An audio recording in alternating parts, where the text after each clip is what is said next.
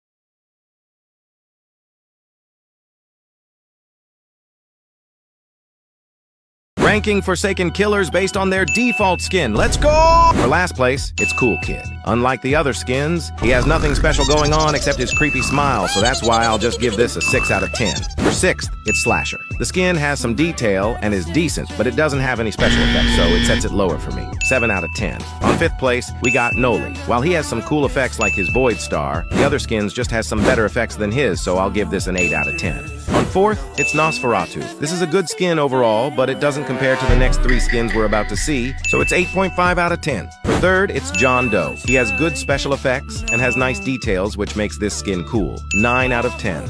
On second, it's the dog Sixer. He's big, cool tail, has special effect, and has Roblox on his body. Pretty cool. 9.5 out of 10. And lastly, for first place, it's our one next one. 10 out of 10. Ranking Forsaken Killers based